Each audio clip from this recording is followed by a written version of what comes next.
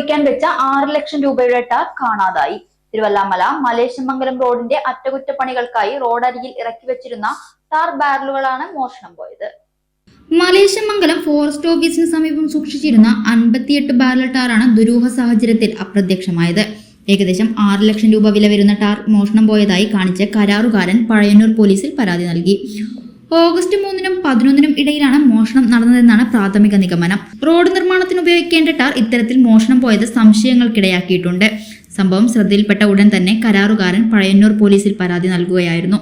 സംഭവത്തിൽ പോലീസ് കേസെടുത്ത് അന്വേഷണം ആരംഭിച്ചിട്ടുണ്ട്. സമീപ പ്രദേശങ്ങളിലെ CCTV ദൃശ്യങ്ങൾ ഉൾപ്പെടെ പരിശോധിച്ച് പ്രതികളെ കണ്ടെത്താനുള്ള ശ്രമത്തിലാണ് പോലീസ്. സംസ്ഥാനത്തെ റോഡ് നിർമ്മാണ മേഖലയിൽ ഇത്തരം മോഷണങ്ങൾ വർദ്ധിച്ചു വരുന്നതായി ആരോപണങ്ങൾ ഉയർന്നിരുന്നു. സൗജന്യ വൈഫൈ കണക്ഷൻ അങ്ങനെ വരാൻ വഴിയില്ലല്ലോ. ഫ്രീ മോഡം ഇൻസ്റ്റലേഷൻ ചുമ്മാ. സത്യാടോ, എന്റെ വീട്ടിൽ ഈ കണക്ഷനാ. തന്നെയും വിശ്വാസമില്ല. അല്ല കേരള വിഷൻ. കേരള വിഷനിലേക്ക് സ്വാഗതം. ഇപ്പോൾ വൈഫൈ കണക്ഷൻ എടുക്കാം ഫ്രീ ആയി.